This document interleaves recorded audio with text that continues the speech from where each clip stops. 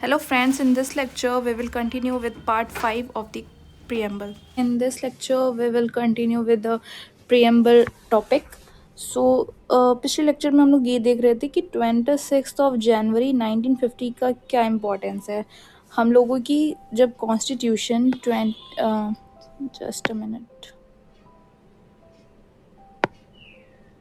हमारी कॉन्स्टिट्यूशन कब बन के तैयार हो गई थी 26 नवंबर 1949 को जब हमारा कॉन्स्टिट्यूशन बन के तैयार हो गया था। फिर भी हम लोग ने इंडिपेंडेंस कब अपने आप को घोषित किया है 26 जनवरी, ठीक है, 1950। We have waited till 2 months for this date. So इस डेट की कुछ इम्पोर्टेंस होगी, वो इम्पोर्टेंस आपको बाद में समझ में आएगी। सबसे पहले हम लोग हिस्ट्री में जाते हैं। तो 1764 से 1950 के बीच में क्या हुआ था? सबसे पहले क्या हुआ था? एस्टैब्लिशमेंट कब हुआ था ब्रिटिश रूल का? सबसे पहला होता है battle of Buxar. Battle of Buxar क्या होता है? एक बिगनिंग होता है, ठीक है, political control of the British India, ठीक है। ये आप लोग हिस्ट्री में पढ़ोगे, बट मैं टाइमलाइन के लिए आपको बता रही हूँ कि 1764 में बैटल ऑफ बक्सर के बाद क्या हुआ?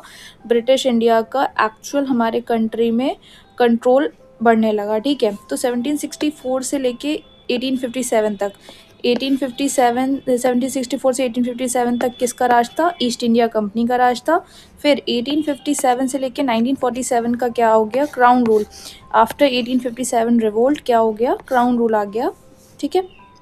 नाउ 1857 का रिवोल्ट जो था, 1857 का जो रिवोल्ट था वो क्या हुआ? अकर्ड ईस्ट इंडिया कंपनी, ठीक है। ईस्ट इंडिया कंपनी का क्या हो गया? वो ख़त्म हो गई ईस्ट इंडिया कंपनी और क्राउन रूल आ गया, ठीक है। तो अब डायरेक्ट हम लोग को क्राउन रूल कर रहा था, ठीक है। ये आपको बैटल ऑफ बक्सर का कुछ व्यूज़ आप लोग देख सकते हैं इसमें, ठीक है।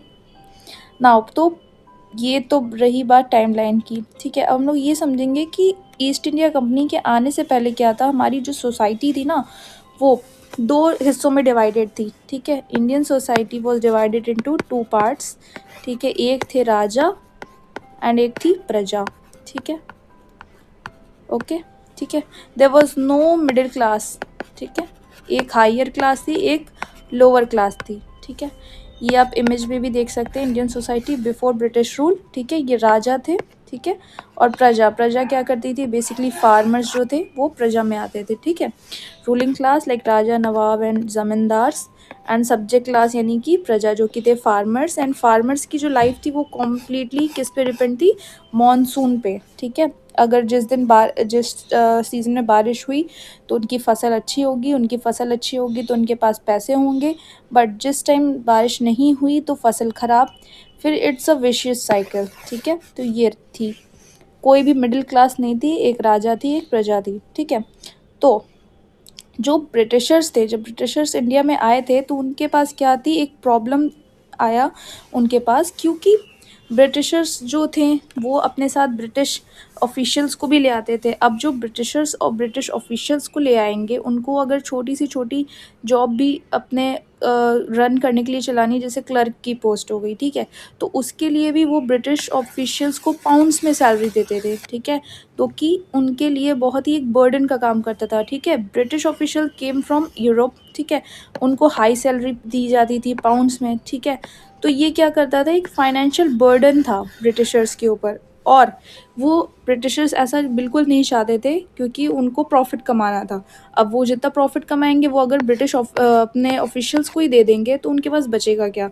तो उन्होंने एक सोल्यूशन निकाला। उन्होंने सोचा कि क्यों ना हम लोग इंडियंस को ही पढ़ा लिखा के इनको इतना लायक बना दिया जाए कि ताकि हम इनको क्लर्क की पोस्ट दे सकें, ठीक है।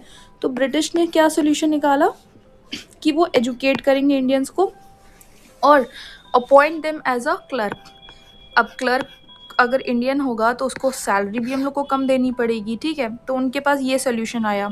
तो अब आप लोग ये देख सकते हैं कि पहले इंडियन सोसाइटी में क्या थे? सिर्फ राजा और प्रजा थी, ठीक है। अब क्या होगा कि फार्मर का जो बेटा है, ठीक है, फार्मर सन, वेल, उसको एजुकेट करेंगे, उसको क्लर्क बनाएंगे। अब यही जो है फार्मर का जो बेटा है वो क्लर्क की तरह के इससे काम करेगा, ठीक है। अब उसके पास सैलरी आएगी, उसके पास तनख्वाह आएगी सॉरी, तो वो क्या बन गए, हमारे मिडिल क्लास इंटेलिजेंसिया बन गए। ठीक है, तो ये किसने इजाद किया था, मिडिल क्लास किसने इजाद किया था, ये हमारे ब्रिटिशर्स ने ही लाए थे मिडिल क्लास। ठीक है, राइस ऑफ मिडिल क्लास क्या था, कैरेक्टरिस्टिक्स, वो एजुकेटेड थे, एम्प्लॉयड इन गवर्नमेंट ऑफिसेस। ठीक है, उनकी बस एक ही फियर थी कि वो पॉवर्टी, वो दोबारा पुअर नहीं होना चाहते थे। उनका डिज़ायर क्या था कि वो अपर क्लास पे मूव कर जाएं।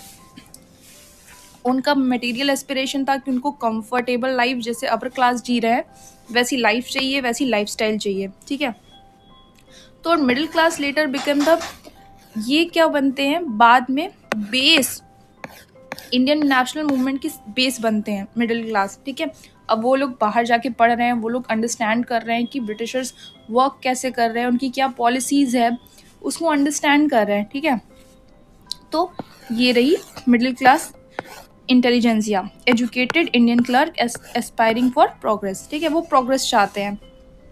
नाउ फॉर्मेशन, अब फिर क्या आता है, formation of Indian national Congress. Indian national Congress एक इंग्लिशमैन बनाता है इन 1885 में। उस इंग्लिशमैन का नाम क्या होता है, A.O. ह्यूम, जो कि एक इंग्लिशमैन होता है। इस आईएनसी जब फॉर्म होती है तो बेसिकली वो डोमिनेट करती है बाय मिडिल क्लास लीडर्स। ठीक है, अब भाई मिडिल क्लास लीडर्स ही होंगे, मिडिल क्लास को किसने बनाया, ब्रिटिशर्स ने ही बनाया, तो वो उनके लिए लॉयल ही होंगे। ठीक है, तो वो स्टार्टिंग में वो लोग कुछ नहीं करते हैं, वो लोग एक सिंपल मेथड, उनको कोई भी बात मनवानी होती थी अपनी, तो वो 3P मेथड का यूज़ करते हैं, यानी कि प्रेयर, पेटिशन एंड प्रोटेस्ट। पहले वो प्ली करेंगे, वो पेटिशन लिखेंगे, एंड अगर उनके मुताबिक कुछ नहीं होता है तो वो प्रोटेस्ट करते थे। ये सिंपल उनका फंडा था। ठीक है, इसमें आप ये देख सकते हैं कि ये कॉन्स्टिट्यूंट आईएनसी का एक जस्ट पिक्टोरियल रिप्रेजेंटेशन है। A.O. ह्यूम इनके फाउंडर थे, अर्ली इंडियन लीडर्स थे उसमें कुछ। ठीक है, उनको क्या कहते थे, जो अर्ली इंडियंस लीडर्स थे उनको हम लोग कहते थे मॉडरेट्स। ठीक है, उनका क्या था, उनका 3P मेथड था। ठीक है, इसमें मेजर जो लीडर्स थे, दादा भाई नारोजी, गोपाल कृष्ण गोखले, बाल गंगाधर तिलक। ठीक है, इसमें आप सिर्फ फॉर्मेट में देख सकते हैं। मॉडरेट्स का क्या था, 3P मेथड था, प्रेयर, पेटिशन एंड प्रोटेस्ट। ठीक है, ये इनके मेन लीडर थे, दादा भाई नारोजी एंड गोपाल कृष्ण गोखले।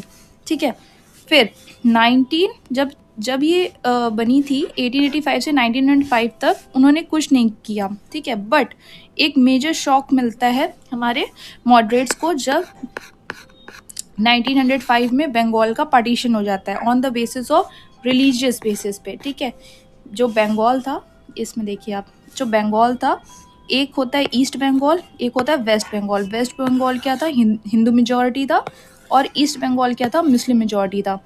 तो जो ब्रिटिशर्स थे उन्होंने हमारे बंगाल को डिवाइड कर दिया ऑन द रिलीजियस बेसिस, क्योंकि वो डिवाइड एंड रूल करना चाहते थे। क्यों बंगाल को ही चूज़ किया गया, क्योंकि बंगाल में ही सबसे ज़्यादा प्रोटेस्ट स्टार्ट हुए थे, रिवोल्ट सबसे पहले बंगाल से ही स्टार्ट हुए थे। तो वो आगे चल के कोई भी ऐसा प्रोटेस्ट ना हो, इस वजह से ये बंगाल को डिवीज़न किया गया। ठीक है, बट ब्रिटिशर्स ने ये नहीं बोला, ब्रिटिशर्स ने ये कहा कि हम इसको एडमिनिस्ट्रेटिव पर्पस के लिए कर रहे हैं, क्योंकि बंगाल को एडमिनिस्ट्रेशन करना बहुत ही डिफ़िकल्ट हो गया है, और इसको अच्छे से एडमिनिस्टर करने के लिए हम लोग को बंगाल को डिवाइड करना पड़ेगा। ठीक है, नाउ उसी टाइम क्या हुआ, उसी टाइम जो हमारे आईएनसी के जो लीडर्स थे, ठीक है, Indian should become a part of, तो इंडियंस ने डिमांड किया स्वराज का। ठीक है, आईएनसी फर्स्ट टाइम डिमांडेड दी स्वराज। ठीक है, पहली बार जो इंडियन नेशनल कांग्रेस थी उन्होंने क्या किया, डिमांड किया स्वराज का। द टर्म स्वराज जो टर्म था वो यूज़ किया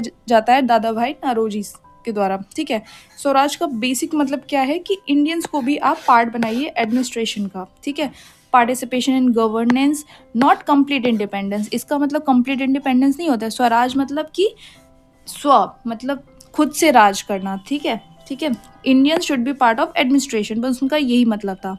लेकिन 1929 में आते आते जो जवाहरलाल नेहरू जी हैं, उन्होंने 1929 में लाहौर सेशन में ये बात कह दी, डिमांड राइज की पूर्ण स्वराज। इसका मतलब है कंप्लीट इंडिपेंडेंस में, कंप्लीट इंडिपेंडेंस। ठीक है, 1905 में तो स्वराज की डिमांड करी थी भाई दादा भाई नारोजी, लेकिन पंडित जवाहरलाल नेहरू जी ने 1929 में लाहौर सेशन में ये अनाउंस कर दिया कि वी नीड पूर्ण स्वराज, ठीक है, और इसको ये एक टर्निंग पॉइंट बना हमारे फ्रीडम स्ट्रगल का, इसीलिए पूर्ण स्वराज एंड रिपब्लिक डे, ठीक है।